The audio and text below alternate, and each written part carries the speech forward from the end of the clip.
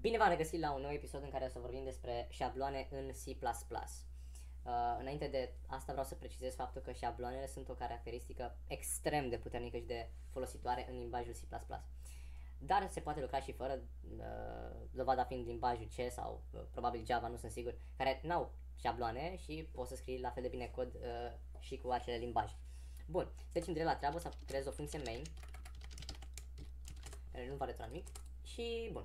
Să zicem că vreau să am o funcție, să creez o funcție care îmi printează niște tipuri de date, niște date în consol. Și pentru asta, momentan, vreau să am o funcție care îmi printează, îmi afișează un număr întreg. Deci o să am void print, ca parametru o să am int x, da? Și conținutul funcției e simplu, std cout x, std and line. Nimic complicat, foarte simplu. Și acum tot ce trebuie să fac e să apelez funcția, să pun un număr ca parametru, pun și virgulă și rulăm programul și vedem că avem afișat în consolă numărul 5. Simplu. Însă, în cazul în care vreau să afișez un alt tip de dată, de exemplu și de caractere, avem o eroare. Pentru că tipul de dată pe care îl introducem în funcția print este const-char, însă funcția print are nevoie de un int. Și pentru asta putem să creăm o funcție, practic un overload al funcției inițiale, în care o să aibă ca parametru un const-char. Și fiind exact același lucru, putem să copiem codul exact de sus, să-l printăm aici și vedem că nu mai avem eroare, avem printat în consolă un șir de caractere. Dacă vreau un double, un număr real, da? Double x, Ctrl V. Și acum pot să afișez și numere cu virgulă. Simplu. F5. Și ați înțeles ideea. Deja se poate vedea care e problema. Sunt foarte multe funcții. Dacă, de exemplu, am avea 7 tipuri de date pe care vrem să le printăm, ar trebui să avem 7 funcții. Și în cazul în care vrem să modificăm codul funcției print, ar trebui să-l modificăm în toate cele 7 funcții. Ceea ce e o problemă, pentru că într-un proiect foarte complex, da, posibilitatea de a avea bug-uri crește foarte mult dacă ai multe funcții sau cod același cod care se găsește peste tot. Și pentru asta avem în C++ soluția. Avem template sau șablon. Sintaxa e simplă, template, type name, să zicem TI, aici se poate pune absolut orice, orice, numai că de obicei se folosește notația cu T mare, mie îmi place să pun TI. Sintaxa funcției e aproape la fel, numai că în loc de int sau const-char o să punem TIX. Și avem așa. Și acum, la funcția print, practic, tot ce se schimbă este că între parantezele astea ascuțite va trebui să specificăm, practic, tipul de dată. În cazul nostru, vrem să afișăm un double. Super! Dacă vrem să afișăm un șir de caractere, da? Între paranteze ascuțite o să scriem const-char. Și o să punem aici un șir de caractere. Și tot așa, și pentru double, și pentru float, și int, și toate celelalte tipuri de dată, să numim așa, primitive. Și totul merge foarte bine. Cam asta e un template. Trebuie menționat faptul că la argumentele șablonului pot să fie introduse și, de exemplu, int, nu știu, să zicem mărime. Adică nu trebuie să fie numai un type name. Poate să fie și un tip de dată primitiv. Mărime. Da, super. Și eu, practic, afișez mărime. Da? Adică, cum să zicem aici 10 și aici 123. Da? Și asta e 5.410 SADSD 123. Deci asta e un template. Și acum, unde sunt de obicei folosite template, bine, peste tot, dar să vă arăt ceva mai practic de atât, e la crearea unei clase de tip tablou, să zicem așa. Și pentru asta, adică putem să avem și șabloane de clase, nu numai de funcții, și de structuri și de mai multe. De-aia am zis că sunt foarte puternice, nu intrăm în amănunte în episodul ăsta, pentru că e mult de spus. Dar o să creăm o clasă tablou sau array în engleză, type name TI, și normal că un tablou are o mărime, pardon. Size. Bun. Class array public private. Păi o să avem nevoie de un constructor al clasei. O să avem nevoie de un destructor al clasei. Și în private o să avem în felul următor. O să am un tablou de tip TI, care se va numi mData, practic, de dimensiunea size. Și o să pun aici un underscore, o talpă, pentru că vreau să pot folosi numele size fără underscore. Pentru că o să am nevoie de o funcție care îmi returnează practic mie mărimea. Bun.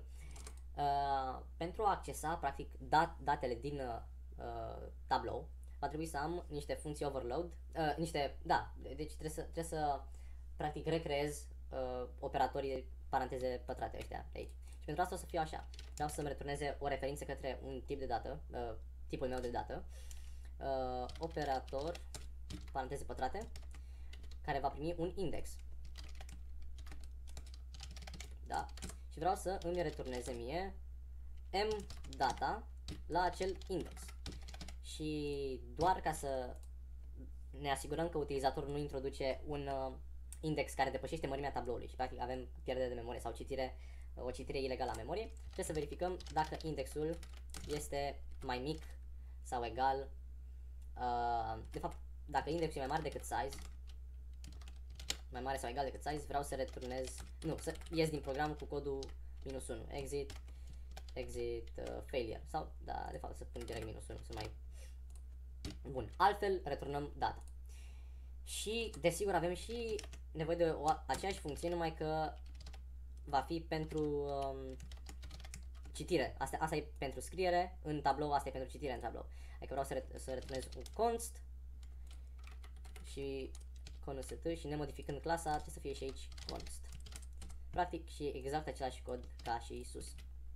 Super! Super, deci n-am făcut nimic special. Și acum am nevoie de o funcție size care îmi returnează mărimea. Da? Și tot ce trebuie să fac este return size.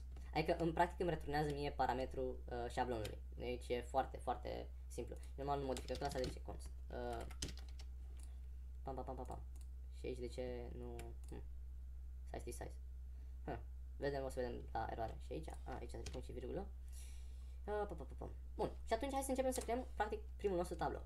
Și pentru asta o să pun array, care va stoca un tipul de dată int și o mărime de 10. Și acum pot să parcurg și trebuie să dau un nume normal. De la vector, să zicem. Și vreau așa, să inițializez vectorul cu niște numere. Deci for int i egal cu 0. E mai mic decât vector.size. Și care e problema? Care e problema? Adică is missing. Cum adică is missing? Da, nu aici, normal. Control C. Deci mi-am dat seama. Așa, vec size i++. Has no member size. Da, asta vedeam și eu, dar nu înțeleg de ce. Nu înțeleg de ce nu mi-apare nici aici size t. Aici îmi lipsește un index. Ok. Operator. Pentru că greșesc scriu prost și acum am știut chestia, deci const size de size const return. Fapt, nici nu trebuie să fie const asta. Bun. I++ și vreau ca vectorul la i să fie egal cu i. Simplu. Și acum vreau să afișez chestia asta. Deci for int i egal cu 0, i egal mai mic decât vec.size i++. Vreau să afișez vec.i. Trebuie să afișez, deci scrie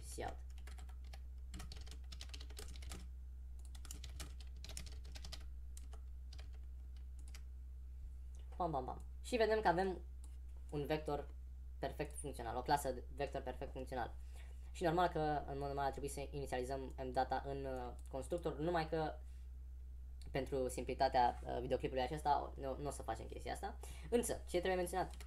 Aici poate să fie absolut orice tip de dată. Dacă avem un struct care memorează niște date despre persoane, să zicem int age și aici, da, să zicem că persoana are doar o vârstă, cumva, ciudat, da?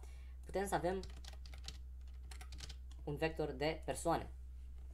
Și când îl inițializăm, de exemplu, for int i egal cu 0, i mai mic decât size, i++, vrem să spunem că vec de i egal cu, să zicem, i-ul respectiv.